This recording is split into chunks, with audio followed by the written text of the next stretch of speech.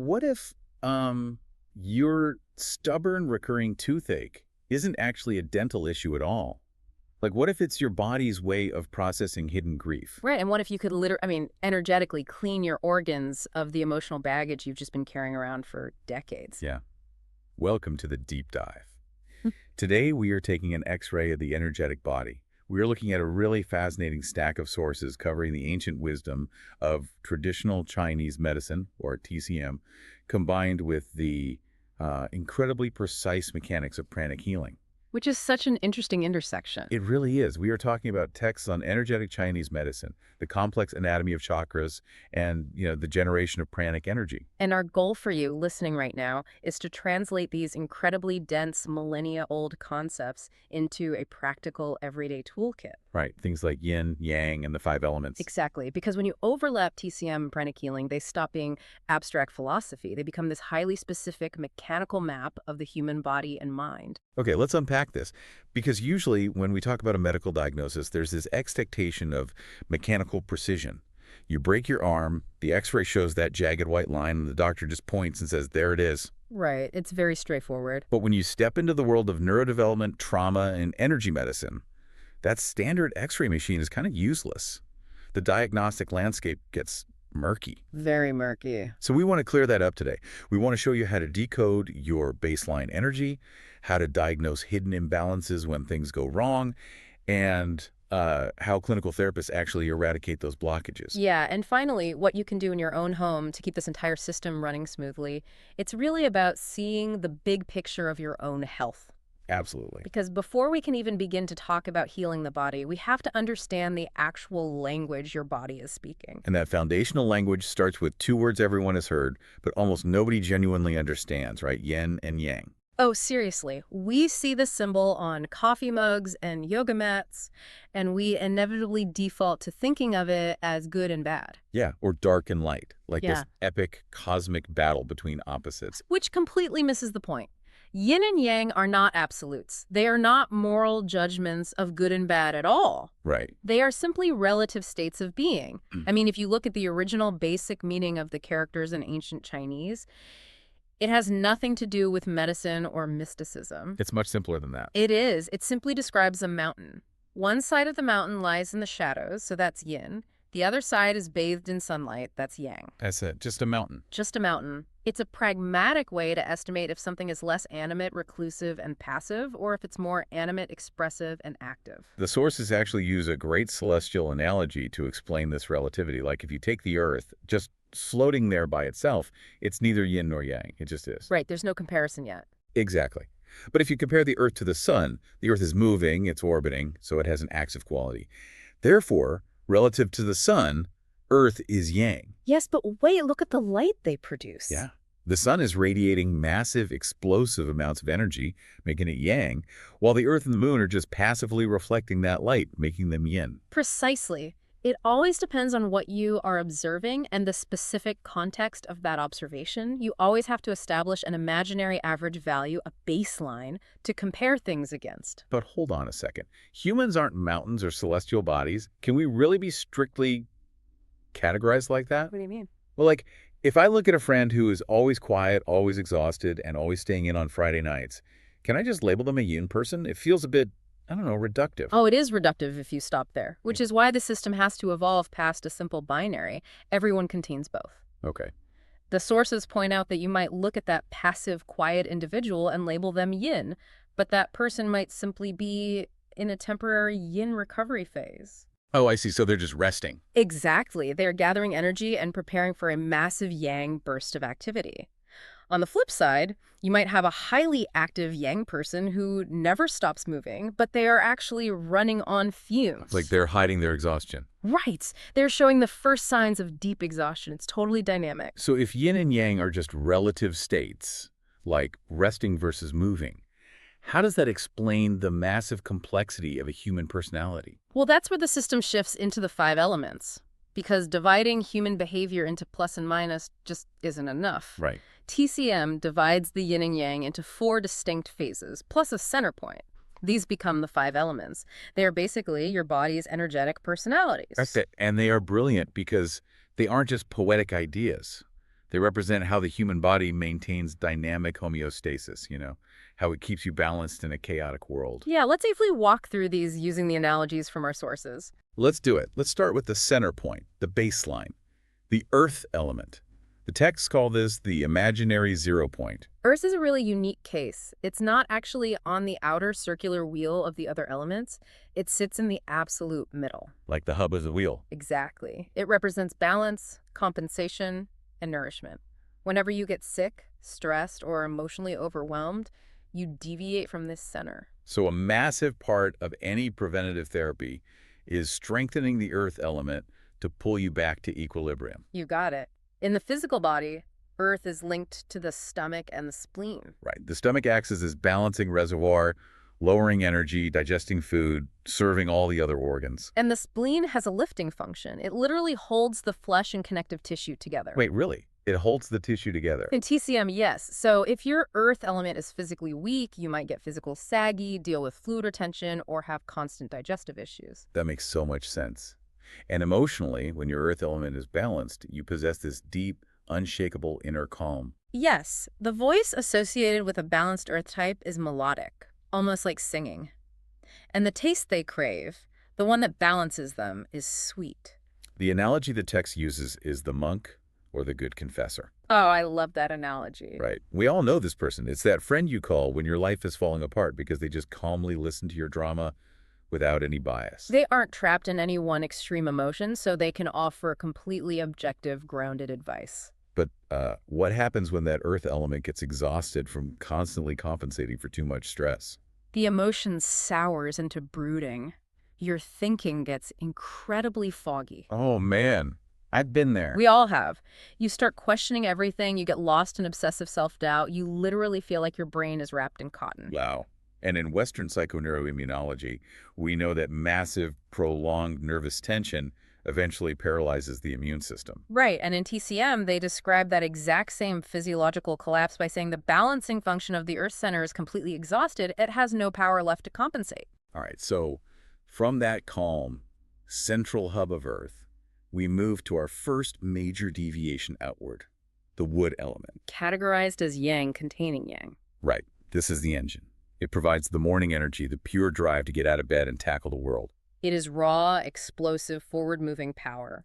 The physical organs here are the liver, which acts as the raw power source, and the gallbladder, which acts as the director. Wait, so the liver generates the fuel, but the gallbladder decides where it goes. Exactly. That's why the gallbladder is heavily linked to decision-making and courage in this system. And the physical details are so specific. Wood is linked to the muscles, the sinews, and even the fingernails and toenails. Because TCM considers nails the very ends of the sinews. Which is wild. Yeah. If your nails are getting brittle and breaking constantly, your wood element is struggling. And the diagnostic window for wood is the eye. Yeah, and the personality analogy is brilliant. It's the caber-tossing Scotsman. Yes, just explosive, impulsive, aggressive energy.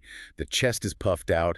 The voice is literally shouting like a drill sergeant barking orders. The emotion is anger or righteous rage. And the smell associated with it, because each element actually has a diagnostic scent that a trained practitioner can pick up on, is sour sweat. Which perfectly explains why the taste that balances or interacts with wood is sour. A healthy wood element means you have incredible creative power. You have the sheer force of will to materialize your goals. But an unbalanced wood element, you are constantly physically tense, you are prone to muscle tears, you get tension headaches, and you are incredibly quick to furious anger. Okay, so wood provides the raw fuel. Next, we have the element that actually processes that fuel, the fire element. This is yang containing yin. If wood is the raw energy, fire is the massive creative explosion of that energy. Exactly. The physical organs are the heart and the small intestine. Now, in Western anatomy, we just think of the small intestine purely as a digestive tube, right? Mostly, yes. But in TCM, it has a dual holistic function. It digests physical food, but it also clarifies mental and emotional thoughts. It divides the muddy from the clear. Which explains so much. When you get incredibly nervous or anxious before a big presentation or a test, your digestion goes completely out of whack. Your small intestine is overwhelmed trying to sort out the chaotic emotional energy. Wow. Okay, so the fire personality is the jester. Yes, this is your hyper-extroverted friend who wears their heart completely on their sleeve. They are entertaining, electrifying, the life of the party. But they feel absolutely everything to the extreme.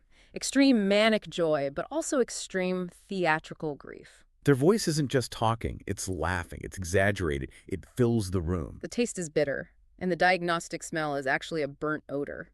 But the sources bring up a really fascinating cultural critique here, because in Western corporate culture, we absolutely love the fire personality. We really do. We reward the hyper-extroverted, always-on, constantly entertaining employee. We promote them. We do, but in TCM, a constantly extroverted personality is actually viewed as slightly pathological. It's a warning sign. Because constantly acting out that fire element results in inevitable burnout. You are rapidly exhausting the life force it contains. You simply cannot run a sports car engine at the red line forever without the engine melting down. Exactly. Which brings us to the necessary cool down. We cross over from the active yang side of the elemental wheel into the passive yin side. We hit the metal element. This is categorized as yin containing yin. Metal is entirely about rhythm, boundaries, and reserve. The massive expansion and power of wood and fire are gone. This phase is about saving energy and establishing limits. The organs here are the lungs and the colon. Since metal sits exactly at the halfway point of the entire energetic cycle, it dictates the rhythm of the entire body. The rhythm of your breathing, the rhythm of your heartbeat, and the peristaltic rhythm of your digestion. So if someone has cardiac arrhythmia, TCM often views that not primarily as a heart issue, but as a metal dysfunction. The rhythm keeper is broken. The analogy for metal is the empathetic mother. She's the one who holds the family together through strong emotional bonds, deeply understanding and absorbing everyone's pain. But physically, a metal-dominant person is often described as literally thin-skinned. Because the skin is the physical boundary of the body, just like metal represents your spiritual and emotional boundaries. The text paints this vivid picture of a metal type as someone bundled up in a scarf, upper body slightly sunken in because the lungs aren't fully expanding, dealing with a persistent dry cough. Yeah, their voice is often whiny or characterized by constant sighing. The taste associated with metal is spicy, which makes perfect sense logically. How so? Well, if you are pale, cold, and lacking the outward power of blood flow, eating a hot chili pepper brings the yang heat and color rapidly back to your face. That is a great point. The core emotion here is deep sorrow or grief, but it's vital to recognize their value. Without metal types, society would just be a collection of lone, selfish warriors. Right, they provide the deep empathy that integrates us into communities. And finally, we hit the absolute bottom of the cycle, the deepest, quietest yin phase, the water element. Yin containing yang. Water is pure, unadulterated regeneration. During this phase, every single process in the body is reduced to the absolute minimum to conserve energy. The organs are the kidneys and the bladder. This is where you restore your foundational strength, metaphorically drawing energy up from the earth through the soles of your feet. The personality analogy here is the meticulous bookkeeper. Or think of that hyper-reliable friend you have who remembers a dinner plan you made 6 months ago. Oh, yeah. And they hold on to that itinerary with a white-knuckle grip because for a water type, any sudden change or deviation from the plan feels like a massive, terrifying threat. They literally do not have the energetic reserves to deal with sudden spontaneity. Exactly. So the core emotion associated with water is fear, specifically existential fear or financial fear, driven by a deep-seated feeling of lack. Physically, the text describes the water habitus as thin, often bony. The voice is throaty and dry, like they constantly need to clear their throat. Which indicates a lack of internal moisture and reserve. The taste is salty. Interestingly, the diagnostic organ of perception for water is the ear. Yes. Ears actually continue to grow very slowly throughout your entire life, which TCM views as the body's desperate attempt to compensate for the gradual loss of hearing as the water element ages and depletes over decades. It's just an incredibly robust system of mapping human behavior directly to physical health. It really is. So for you listening right now, I want you to think about how you naturally react when you are under immense stress. Do you retreat into meticulous planning and existential fear? That's your water element taking over. Do you lash out with explosive, uncontrollable anger? That's wood. Do you start sighing, withdrawing, and taking on everyone else's emotional pain?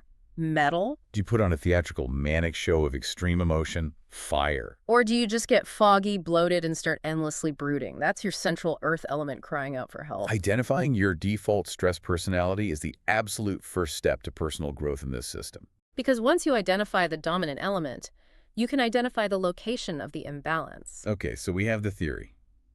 But how do we actually diagnose these imbalances when they cross the line from a personality quirk into actual physical pathology? Right. And here's where we really have to draw a hard line between the ancient holistic approach and standard Western medicine. Yeah. If you go to a Western hospital with a liver problem, the doctor looks exclusively at your liver. They isolate the organ, they run enzymes. And Western medicine is undeniably miraculous when it comes to acute, isolated problems. I mean, you have a ruptured appendix, you want a Western surgeon. Definitely. But it inherently separates the disease from the patient's personality, their history, and their environment. In ancient China, the foundational approach was entirely different. A doctor's primary job was preventative maintenance. You paid your doctor a retainer to keep you healthy. Exactly. If you got sick, the doctor had failed, and they had to treat you for free until you were well again. And in some extreme historical cases with the emperors, an incapable doctor who let the emperor get sick could literally be sentenced to death. Talk about high stakes. Right. That completely flips the incentive structure of medicine. It forced them to become incredibly hyper-observant. They couldn't just wait for a blood test to show massive late-stage organ failure. They had to notice when the earth element first showed the tiniest signs of struggling. A master practitioner could sense an inner cold in a patient's pulse or demeanor days before a physical virus actually They manifested. treated the energetic imbalance while it was still just a whisper, long before it shouted as a physical disease. And the mechanism linking that energetic whisper to the physical disease is what completely blew my mind in these sources. Oh, me too. Here's where it gets really interesting. We are talking about emotions being physically stored in the body's cellular memory. The texts bring up the work of cellular biologist Bruce Lipton, specifically his book, The Biology of Belief. But when I first read this, I struggled. Like, how can a physical organ actually hold a feeling? It's a profound shift in biology. Lipton's research suggests that cellular memory isn't just locked away in the DNA inside the nucleus. It's heavily concentrated in the cell membrane itself. He compares the cell wall to a liquid crystal that is literally programmable. Exactly like a computer chip. Okay, let's make sure we understand this. When Bruce Lipton talks about the cell membrane as a programmable liquid crystal, think of it like an old-school magnetic cassette tape. I love this analogy. The physical structure of the plastic tape is fixed, right?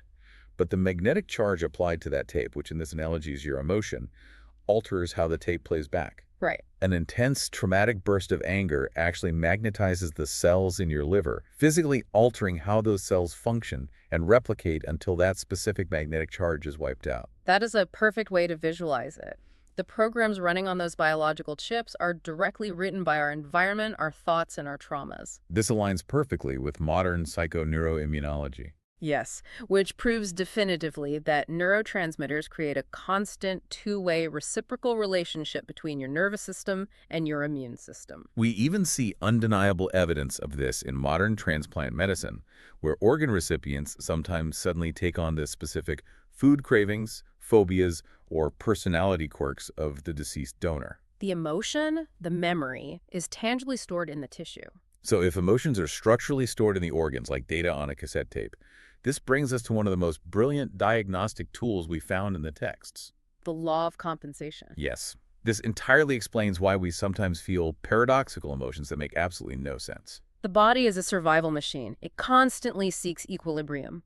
If you cling too strongly to one element, say you are constantly fearful, it drains your overall energy. Usually your central earth element kicks in to regulate you and bring you back to center. But sometimes a specific trauma or an emotion is simply too painful, too massive for the earth-centered process. So, to prevent a total systemic collapse, the body shifts the burden of that trauma to a completely different elemental circuit. The case study they use to illustrate this is just incredible. It's the story of the mourning widow. Oh, right. An elderly woman comes into a clinic with severe chronic toothaches and incredibly tense, locked jaw muscles. She's been to multiple dentists, had x-rays, had bite guards made. But there is absolutely nothing physically wrong with her teeth or her jaw structure. Right. But the therapist starts doing a holistic intake and finds out her husband died unexpectedly 6 months ago. Now, let's look at the elemental map we just built. Deep grief and mourning belong to the metal element, which rules the lungs and the colon. We would expect a grieving widow to present with a dry cough, shallow breathing, skin issues, or a slumped, sunken posture. But she is presenting with jaw tension and toothaches, which were all entirely to the wood element. Specifically, the gallbladder meridian, which runs right up the side of the neck and along the jawline. It doesn't match. Why would grief manifest in the teeth? Wood is anger, not sorrow. On the surface, it makes no sense. But here is the diagnostic artistry of TCM. The grief of losing her husband is too heavy. Her earth element is completely overwhelmed. Furthermore, society expects her to play the role of the good, quiet mourning widow. But subconsciously, deep down, she is furious. She is profoundly angry at him for abandoning her, for leaving her alone with the house and the bills. Wow. But she isn't psychologically allowed to feel rage at a dead man she loved. The guilt of that anger is unacceptable to her conscious mind. So the body performs emotional structural engineering. It hides the crushing grief by shifting it into the wood element. Anger. But she represses the anger because it's taboo, so the gallbladder, which directs the energy, jams up. The energy gets stuck at a literal bottleneck in the jaw. Treating her teeth is completely useless because her teeth are fine. But here's the kicker. If a traditional therapist just sits her down and tries to soothe her grief, it won't work either. Because if the therapist just tries to comfort the sorrow, they are ignoring the active blaring symptom. The system is jammed. Exactly. They have to soothe the angry gallbladder first. They have to silently, energetically give her permission to be furious. Only by releasing the explosive, sour energy of the wood element can they relieve the jaw tension. Once that structural block is removed, the suppressed grief of the metal element is finally allowed to surface and can be naturally processed. It's like shifting weight off a load-bearing wall that was never meant to hold it. Yeah, they use another extreme psychological example to prove this point. Stockholm Syndrome. Oh, this was fascinating. Stockholm Syndrome is perfectly explained through this elemental lens. When someone is kidnapped and held hostage, the natural immediate response is intense, paralyzing fear, the water element, or intense violent anger, the wood element. But expressing either fear or anger to an unpredictable violent captor is a literal death sentence. The earth element cannot handle the massive paradox of needing to survive while being utterly terrified. So to keep the person alive, the body radically overcompensates. It swings the pendulum all the way across the wheel into the metal element. It generates deep, binding empathy, affection, and even romantic love for the kidnapper. It's a brilliant, desperate survival mechanism executed entirely through the elemental network. Okay, so if the body is this clever at hiding trauma, how do you actually find these hidden compensations? Right. If I'm a therapist, or just someone trying to figure out my own chaotic emotional state, I can't exactly reach into the body with a physical scalpel. And you can't just randomly scan the body, hoping to stumble upon the truth. No. The sources give a very specific dashboard for this. The solar plexus chakra. In pranic healing, the solar plexus chakra is the ultimate energetic clearinghouse. It is located right below your sternum. It contains all lower emotions and acts as the grand intermediary and distribution center between all the other major chakras. The texts are explicit here. You cannot scan a random chakra to find the root element of a complex emotional issue. If you scan the heart chakra, you will only read heart energy. If you scan the throat, you only read throat energy. But the solar plexus acts as a central monitor, a dashboard for the entire elemental system. And the physical action of reading this dashboard is fascinating. To evaluate the true energetic state, the practitioner doesn't just start waving their hands. First, they ask the patient to quietly internally recall the triggering situation or the physical discomfort. You have to load the corrupted program into the RAM, so to speak. Yeah, and then the practitioner uses their hands to scan the 4 quadrants of the solar plexus chakra on the patient's body. It's mapped out with incredible precision. Imagine looking at the patient's solar plexus from the front, like a clock face. The top left quadrant corresponds directly to the wood element, indicating hidden anger, frustration, or resentment. The top right quadrant is the fire element, indicating extreme, exaggerated emotion, hysteria, or burnout. The bottom right is the metal element, holding suppressed sorrow and grief. The bottom left is the water element, holding deep existential fear. And the exact center of the chakra shows the condition of the earth element, indicating brooding or a total collapse of the body's compensating power. By physically feeling where the energetic congestion is bulging or depleted in that specific quadrant, the healer knows exactly which organ is hiding the trauma. It's an energetic diagnostic X-ray that actually works. So we found the blockage in the solar plexus. It shows us the gallbladder is jamming up with grief. How do we actually clear that? We transition from diagnosis to active eradication. Right. This is where we move into advanced clinical practice. Yeah. To wipe these deep-seated traumatic programs from that liquid crystal cellular memory, advanced pranic healers use a highly specific frequency of energy called electric violet prana. Wait, hold on. Electric violet prana, we just went from psychoneuroimmunology and cellular biology straight into what sounds like Doctor Strange. Huh. What is the actual mechanism here? What are we talking about when we say electric violet? I know it sounds mystical, but think of it purely as frequency. Okay. Just as an opera singer can hit a specific vibrational pitch that shatters a glass without touching it, electric violet prana is a highly refined, incredibly rapid energetic frequency. It has the capacity to rapidly break down and disintegrate dense, stagnant, emotional energy that is locked in the cellular tissue. But it comes with a massive, non-negotiable warning for practitioners. Yeah, the text is intense about this. Electric violet prana is typically generated by the healer drawing down divine or spiritual energy through their own crown chakra and projecting it outward. But if a therapist doesn't meditate regularly or fails to use specific physical crystals to help generate and direct this high-voltage energy, creating electric violet prana will rapidly, dangerously exhaust their own life force. The text strictly mandates that a treatment using this sequence must absolutely not exceed 30 minutes. Or the healer risks severe energetic depletion and physical illness. It's high-voltage emotional surgery. So what does this surgery actually look like? The text lays out a precise 12-step blueprint. I want to walk through this because it's like watching a master programmer debug a corrupted hard drive. Before you can even begin the deep work, you have to prepare the field. Phase 1 is preparation. The healer scans the patient's entire aura and performs a thorough general sweeping. Think of it like a surgeon scrubbing in and sterilizing the operating table. You can't perform a surgical strike on a deep cellular memory if the patient's energetic field is covered in the chaotic, static, and dirty energy of their daily commute or work stress. Once the field is clear, we move to the prompt. The healer asks the patient to silently recall the issue. Again, they don't have to speak a word, they just have to feel it to bring the energy to the surface. Then comes the diagnostic scan we just discussed, checking the quadrants of the solar plexus to find the loaded organ. Once the target is identified, say the liver for hidden anger, phase 2 is the surgical strike. The healer projects the electric violet prana directly into the congested organ. And here is the crucial mechanism. Energy follows thought. The healer must explicitly, mentally command the removal of the negative thoughts and that specific element's emotion from the physical, emotional, and ethereal levels. You cannot just blast the organ with energy. You have to intentionally tell the frequency what program to delete. After the organ is wiped, phase 3 is system-wide clearance. Because the trauma doesn't just live in the organ, it leaves residue in the energetic pipeline. So, the healer cleans all the main chakras, starting from the basic chakra at the base of the spine, moving sequentially all the way up to the crown chakra at the top of the head, using that same electric violet prana. Then you verify.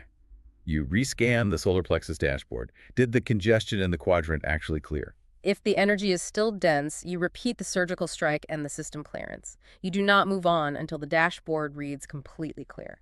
Now we move to phase 4, which is all about nourishment and receptivity.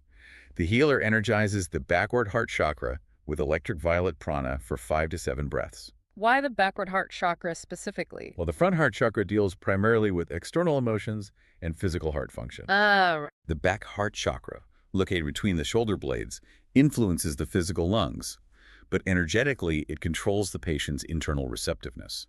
Energizing the back heart connects the patient to their higher soul and induces a deep, profound inner calm.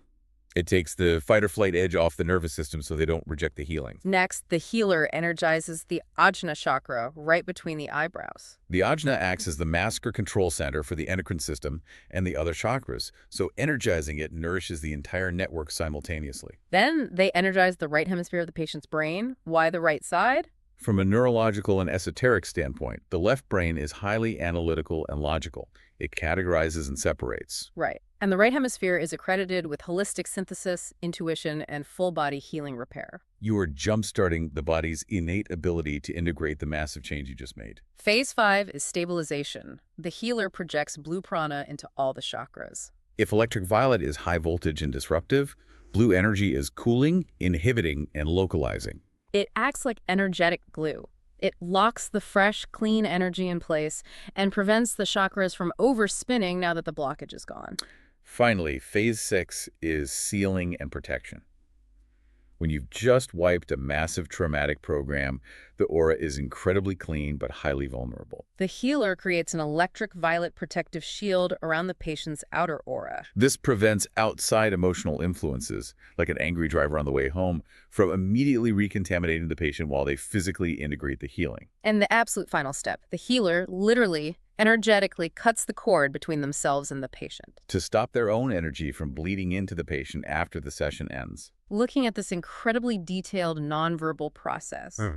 It forces a massive question. I know what you're going to ask. If I'm understanding this correctly, does this render traditional talk therapy obsolete? Right. If you can literally just wipe the liquid crystal cell membrane with an energetic frequency, why would anyone sit on a couch for 5 years talking about their childhood? It's a very valid question, but the sources are unequivocal here. This does not replace traditional psychotherapy or Western medicine. It completely complements it. However, it does highlight a massive, distinct advantage of energetic treatment, the avoidance of re-traumatization, Because in classic psychoanalysis, you sometimes have to dig up deeply repressed memories. effectively forcing the patient to verbally and emotionally relive the worst moments of their life just to diagnose the issue. Which, as we know, can cause a massive emotional and physiological backlash. The nervous system doesn't know the difference between remembering a trauma and experiencing it. With psychopranic treatment, the patient just brings the feeling to mind silently. They don't have to articulate the trauma or justify it. The healer locates it in the aura and extracts the charge directly at the cellular level. It saves the patient from a long, grueling history of suffering by diffusing the bomb without having to dismantle it wire by wire. That is incredibly empowering, but it also sounds like a procedure you absolutely need a highly trained professional for.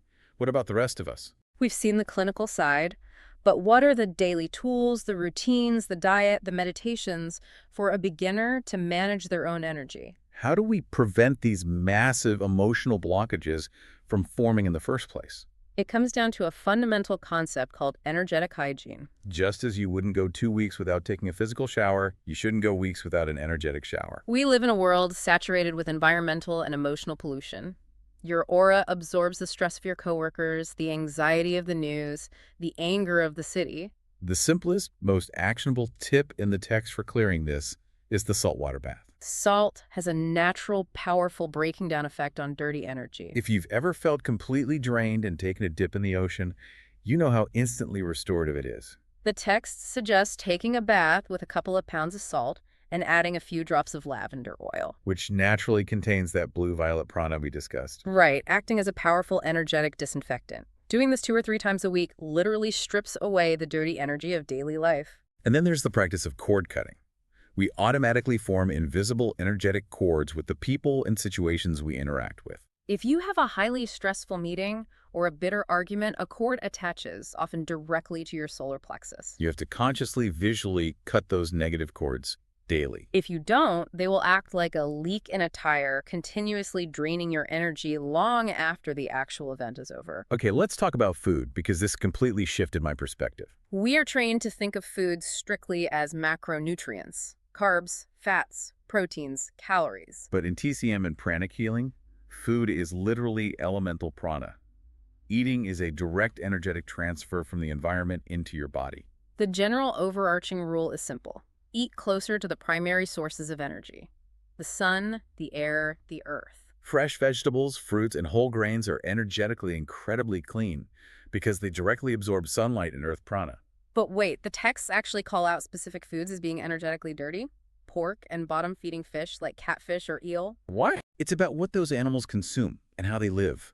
Because of their diet and proximity to decay, their energetic signature is incredibly dense, sluggish, and contaminated. When you eat them, you aren't just absorbing protein. You are absorbing that dense, sluggish, energetic frequency into your own aura.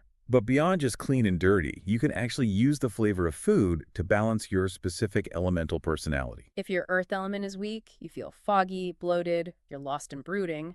Small amounts of sweet food, naturally sweet like root vegetables, can help center you. But the text warns, small amounts. Gorging on processed sugar, completely blows out the earth element and causes extreme dampness and fatigue. If your wood element is overactive, you're raging, angry, constantly stressed. Sour foods strongly interact with and help regulate that aggressive liver energy. Feeling burned out from being too extroverted. Too much fire. Bitter foods like dark leafy greens or bitter tea help calm the heart and the small intestine. If your metal element is weak and you are trapped in grief or feeling thin-skinned and physically cold, hot and spicy foods violently stimulate the lungs, open the pores, and bring the yang energy and color rushing back to your face. And if your water element is depleted and you are consumed by anxiety, physical exhaustion, and existential fear, salty foods directly nourish the kidneys and support the deep regenerative phase. You are literally eating your way back to elemental balance. But diet and salt baths are still somewhat passive.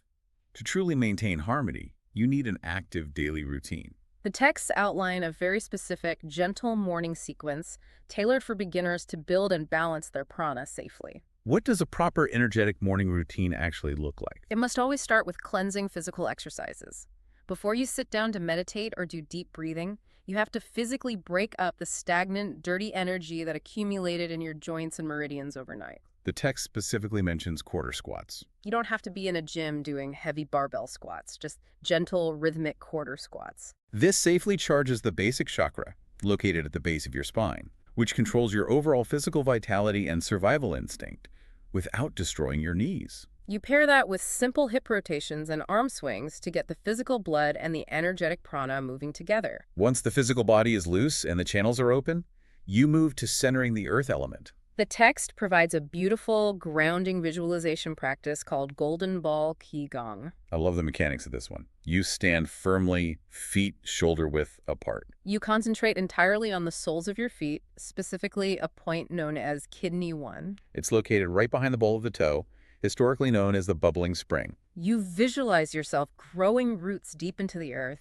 exhaling your stale energy down, and inhaling clean, heavy earth energy up through your feet. As you pull that energy up, you hold your hands in front of your navel, as if you are gently cradling a glowing golden ball. With every inhale and exhale, you visualize that ball getting brighter, denser, and stronger. Finally, you physically push your hands backward, visualizing pushing that solid golden ball deep inside your belly into what the Chinese call the lower dantian. It centers you instantly. It physically pulls you out of your anxious head and drops you down into your center of gravity. From there, your channels are open, your center is strong, and you move into pranic breathing. This isn't just taking a few deep breaths, it's conscious, deep abdominal breathing with a very specific rhythm and, crucially, retention. You inhale deeply into the belly for a specific count, you hold the breath, you exhale fully for a count, and you hold empty. That retention, the pausing and holding of the breath, is the absolute secret to the practice. It gives the body the necessary time to safely accumulate and absorb the prana from the air without causing violent energetic friction in the nervous system. But the sources issue a massive blinking red warning here about moderation. Oh yeah. When the text warns against overstimulating the chakras, think about that feeling when you've had 4 espresso shots on an empty stomach. You feel your heart pounding in your back, your jaw is tight, your hands are shaking, and your blood pressure is spiking. That's your lower energetic circuitry overloading. This isn't some mystical biohacking trick to get so much energy that you never have to sleep. Doing so is incredibly dangerous. The text explicitly warns against aggressively overstimulating the lower chakras, specifically the Meng main chakra located on the back opposite the navel, which acts as the energetic pump and directly controls physical blood pressure. If you aggressively overpump energy through the lower chakras using advanced, forceful breathing techniques without proper guidance, you will cause severe, irreversible hypertension. They give the historical example of highly aggressive martial artists who intentionally use forced reverse abdominal breathing to generate massive, explosive combat power. They are incredible fighters, but they often end up dying in their 40s from sudden strokes because they literally burned out their entire cardiovascular system with too much extreme yang heat. The goal of this morning routine is dynamic homeostasis, balance, not superhuman insomnia. Exactly. The goal is to cultivate enough clean energy to serve your purpose, heal your physical body, and live a joyful, balanced life. It is never about overloading the circuitry for the sake of power. Which brings us full circle on this incredible journey. We have covered a massive amount of ground today. We started by completely redefining yin and yang, throwing out the concept of good and evil and understanding them as dynamic, constantly shifting states of rest and action. We mapped out the incredibly detailed 5 elements: the monk, the explosive Scotsman, the theatrical jester, the empathetic mother, and the meticulous bookkeeper. And saw exactly how they dictate not just our personality, but our physical health and our deepest emotional reactions. We explored the diagnostic genius of using the solar plexus as the master dashboard for the body. Revealing how repressed, taboo grief can seamlessly masquerade as a physical toothache through the body's desperate law of compensation. We walked through the exact highly clinical process of using electric violet prana to scrub traumatic magnetic programs from the cellular liquid crystal of our organs, without ever forcing the patient to relive the horror of the event. And we brought it all back to your bathroom and your kitchen with practical, energetic hygiene. Salt baths, cutting emotional cords, eating the specific flavors your element craves, and starting your day grounded with Golden Ball Qigong. It is a profound, comprehensive toolkit for reclaiming your vitality. And it all connects back to you, the listener. You have total agency here. You aren't just a passive victim at the mercy of random aches, pains, and sudden inexplicable moods. If you can learn the language of your energetic body, you can actively prevent burnout. You can clear hidden grief before it ever has a chance to manifest as a physical disease. And you can navigate an incredibly stressful, polluted world with a clean, strong, resilient aura.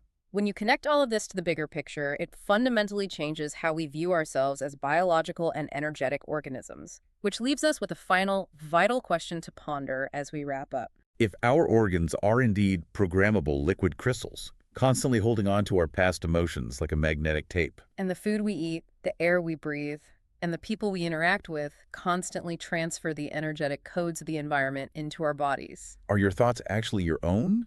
Or are you just broadcasting the chaotic energy of the world you haven't yet cleansed from your aura? That is the beautiful, murky water we all have to learn to navigate. Suddenly, that clean, binary, black and white hospital x-ray doesn't seem quite so accurate or helpful anymore, does it? Thanks for taking the deep dive with us. Until next time, keep your energy clean.